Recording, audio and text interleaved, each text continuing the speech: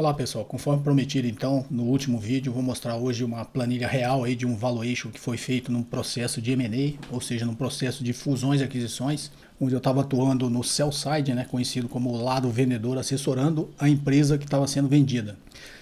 Por óbvio, nessa planilha eu vou ocultar alguns dados aí, até por uma questão de ética, sempre que aparecer o nome da empresa, o nome do projeto ou o nome dos acionistas, eu vou tirar esses nomes aí para que não apareça, até porque ele não vai prejudicar em nada o nosso entendimento, para vocês verem realmente como é feito todo um processo de avaliação de empresa, toda a inteligência que tem por trás disso e todo o serviço braçal, que vocês vão ver que é uma tabulação de vários dados, essas projeções de indicadores, para tornar essa projeção bastante confiável, né, para quem for utilizar esse tipo de relatório. E no nosso caso de uma operação de M&A, tanto o lado comprador quanto o lado vendedor se sintam confortáveis com aquele valor que foi achado da empresa. Então vocês vão ver que é um processo bastante minucioso, mas acho que vale a pena, vocês devem gostar. Então vamos lá para o vídeo.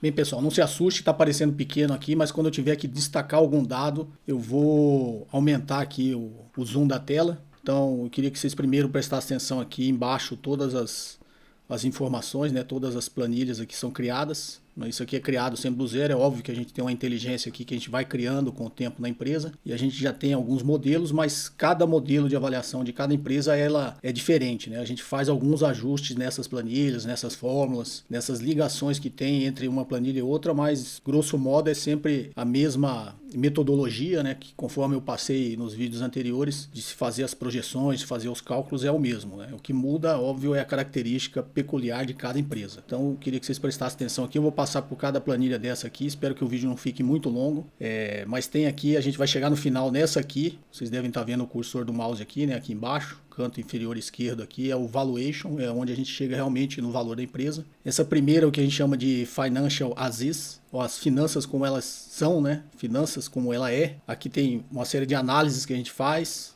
aqui são dados específicos da empresa, os balancetes da empresa, vocês vão ver que todos eles a gente faz um ajuste. O plano de contas da empresa, as premissas que a gente adotou para fazer essas projeções, os ajustes que a gente fez nos dados da empresa, os dados de dívidas da empresa, de alavancagem, de parcelamento, vocês vão ver aqui está no detalhe, a base de faturamento dela, a base de funcionários, né, os estabelecimentos que essa empresa eventualmente tenha, planejamento estratégico orçamentário que essa empresa tem e uma planilha aqui de dúvidas que é o que a gente vai ajustando com os acionistas ao longo do tempo. Então vamos começar aqui pelas finanças como elas são, né, ou as finanças como ela é, Financial as is, que é o... Teve alguns comentários aí no vídeo anterior dessas siglas, vocês vão ver que a grande maioria das siglas aqui são em inglês, até porque nesse processo de M&A, de fusões e aquisições, sempre tem um investidor estrangeiro envolvido, né? Uma empresa estrangeira querendo comprar uma empresa brasileira. A gente já fez várias operações, que é o que a gente chama de cross-border, operações que envolvem empresas de outros países. E mesmo dentro do Brasil, né? Você vai ver várias siglas em inglês, que é o que o mercado usa. Então, por mais que seja chato esse negócio de sigla em inglês, é bom a gente se acostumar com essas siglas, porque quando você estiver lendo relatórios de empresas, avaliação de empresa, avaliação de ações, você sempre vai se deparar com essas siglas. É como elas são usadas no mercado. Então vamos lá. Financial as is, finanças como ela é. Vou aumentar aqui, dar um pouquinho o zoom. Então agora já dado o zoom, vamos nos ater nessa planilha aqui. Eu vou olhar primeiro aqui na posição vertical, vamos olhar aqui todas as linhas da RE, depois eu vou passar aqui o que a gente faz as projeções e como a gente faz os ajustes. Basicamente essa planilha já está consolidada, todos os dados das outras que eu vou mostrar, mas vou mostrar o processo como é. Então uma demonstração de resultado do exercício, como a gente falou, eu ocultei o nome do projeto, apesar de ser um codinome. Então a gente tem aqui na vertical, todas as linhas que vocês verem em azul, é o que a gente chama de análise vertical. Ou seja, quanto percentualmente cada linha dessa está representando do todo. Então começo na receita bruta, né, e tem uma divisão aqui de onde vem essa receita, nacional multimarcas, loja própria, exportação, e-commerce e outras receitas operacionais, quanto cada uma linha dessa representa na receita. E aí vem as deduções da receita. Tudo que você vende como receita bruta nem necessariamente não é da empresa. O que é da empresa é o que a gente chama da receita líquida. Então as deduções da receita, devoluções do mercado interno, devoluções do mercado externo, as taxas de cartão de crédito e débito que a empresa paga, o PIS, COFINS, ICMS, até chegar na receita líquida. Então a receita líquida, vocês veem aqui na laje vertical, que ela representa 82,1% da receita bruta. Né? Essa diferença de quase 18% não é da empresa, né? Taxas, impostos que a empresa tem que pagar e, óbvio, devoluções de vendas, que efetivamente não virou receita. E aí da receita líquida a gente passa a deduzir os custos da empresa, né? Então, custos operacionais, custo de produtos, custo de mercadoria vendida, custo de fretes e carretos, royalties, ocupação, custos logísticos. A gente chega na primeira linha do lucro, que é o chamado lucro bruto. Na análise vertical tá aqui, já é uma análise também de margem, né? Isso aqui seria a margem bruta da empresa, 30,1%. Ou seja, tudo que ela gera de receita, ela tem uma margem bruta aí de 30,1%, que é o lucro bruto. E aí aqui a primeira sigla em inglês, o SG&A, né? As despesas, vendas gerais e administrativas, né? Sales and General Administration. Então, despesas com pessoal, salários, encargos, benefícios, prolabore, outras despesas do administrativo, despesas com vendas, despesas com pessoal de vendas, salários ordenados, encargos sociais, comissões de vendas, benefícios de vendas, outras despesas de pessoal de vendas, comissão de vendas de representantes, serviços de terceiros de vendas, despesas de marketing, despesas diversas de viagens e reembolsos e as despesas gerais. Tem uma linha aqui que a gente gosta de analisar que é o percentual da despesa, que é despesa geral, né? Tem muita empresa que tem tendência em jogar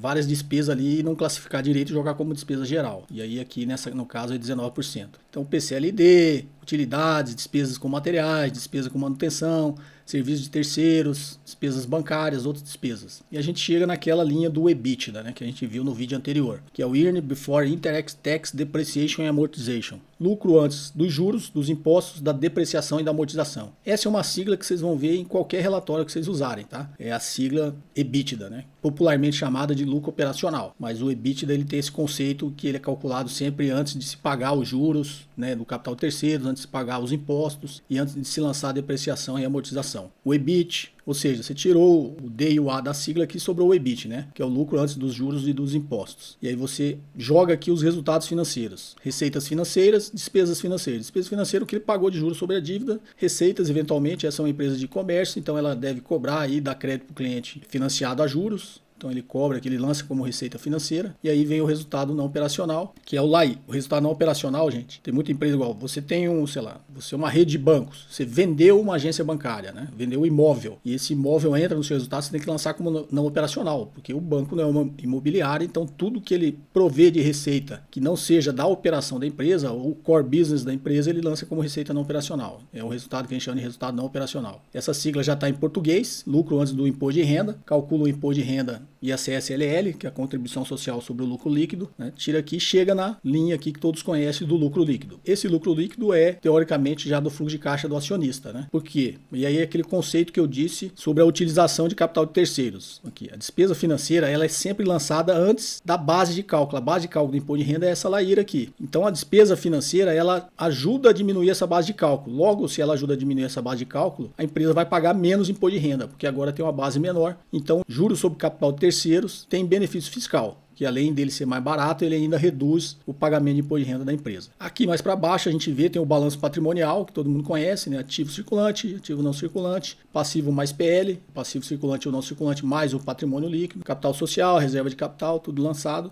E aí a gente vem aqui numa análise do fluxo de caixa. Fluxo de caixa a gente parte do EBITDA, como eu disse no vídeo anterior. Aí eu tiro o imposto de renda, jogo aqui a necessidade de capital de giro. Por quê, pessoal? A necessidade de capital de giro ela tem uma variação ao longo do tempo. Logo, você tem que jogar isso aí, porque sua operação para funcionar no ano que vem, você vai ter que necessariamente fazer investimento em capital de giro, principalmente se você prevê um crescimento da empresa. Então, se você prevê um crescimento da empresa, você está prevendo que você vai ter que dar mais crédito, que você vai ter que ter mais estoques. Então, esse tipo de análise é feita, você tem que prever esse investimento em capital de giro. Inclusive, eu acho que eu falei num vídeo que um dos maiores problemas das empresas, que a grande maioria quebra, é porque não sabe administrar o capital de giro. E aí,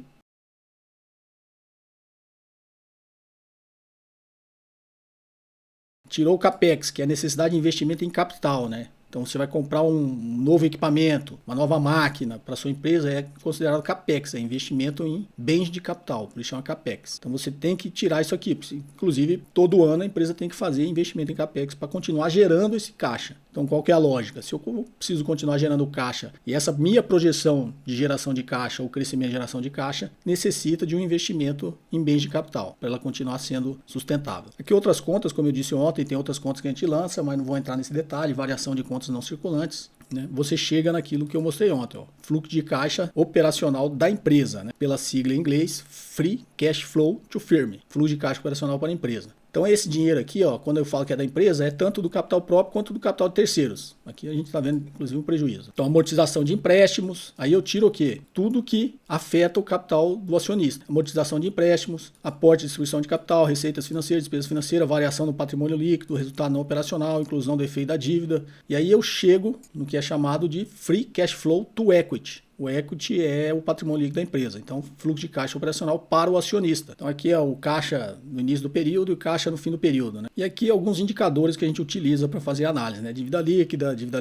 dividido pelo EBITDA, dias a receber, isso aqui já é bem dias de adiantamento e receita, dias de despesas do dia seguinte, dias de crédito, obrigações trabalhistas, administração de clientes, obrigações tributárias, né? Então aqui a gente olhou aqui cada linha dessa da DRE, agora vamos olhar aqui na horizontal, né? Então aquilo que eu falei, ó, chama as finanças como ela é. Isso aqui são os dados que a empresa nos forneceu e a gente jogou aqui dentro da planilha, tabulou, deixou aqui conforme tem que ser uma demonstração financeira. E aí a gente fez aqui, ó, o financials ajustado. O que é esse ajuste que a gente faz? Isso aqui é o que a empresa lançou, o que a contabilidade da empresa lançou. Nem sempre ela é correta, sob o ponto de vista de avaliação de empresas, e na grande maioria das vezes a gente se depara sob o ponto de vista contábil, inclusive, né? Então se a gente está tentando achar o valor de uma empresa, tem vários ajustes que precisa ser feito. Eu vou dar exemplo de um bastante simples que vocês vão entender. Uma empresa, geralmente os sócios, eles não recebem um salário com o valor de mercado, né? É muito comum você ver as empresas, os sócios, ele retira lá um prolabore pequenininho, um salário mínimo, e depois ele tira o salário dele lá como dividendos. Então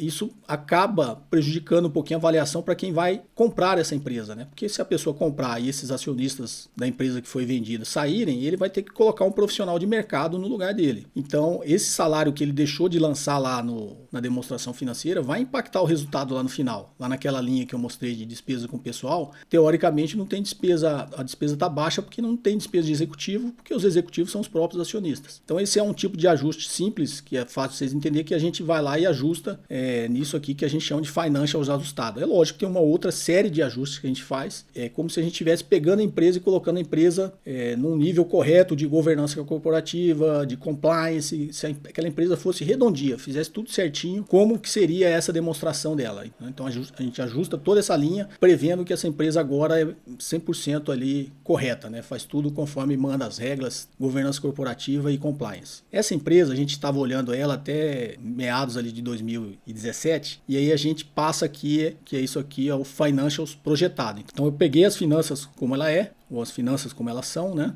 Fiz o ajuste nessas demonstrações, os financials ajustado. Depois eu chego aqui e faço as projeções, que é o financials projetado, que aí começa dentro daquilo que vocês viram no vídeo anterior, a gente começa a projetar o resultado dessa empresa. Então eu peguei aqui, a gente estava em 2017, como é uma empresa, vocês viram lá embaixo, que tem um resultado negativo, né, mas ela é uma empresa que tem a possibilidade de crescer e adquirir, até porque em 2017 a gente estava no meio ainda dessa crise econômica aí gerada pelos últimos governos, e é uma empresa que vive de comércio. Então uma empresa que vive de comércio num cenário adverso de crise econômica, todas elas estavam sofrendo, por maiores que fossem, né? Então essa empresa estava sofrendo, então a gente fez uma projeção, vocês vão ver aqui, de 10 anos, porque é um prazo que essa empresa teoricamente levaria aí para se restabelecer no mercado, né? Pagar toda a sua dívida e de repente... Mas o negócio em si é muito bom, né? Então era até uma oportunidade para quem está comprando uma empresa dessa, né? Fundos de private equity às vezes gostam muito desse tipo de empresa, porque ela apresenta um resultado financeiro ali muitas vezes negativo, mas é uma empresa que tem grande potencial de crescimento. Então a gente fez a projeção aqui, vocês vão ver, ó, de 2017 até 2026. E aí a gente faz, por óbvio, aqui na vertical,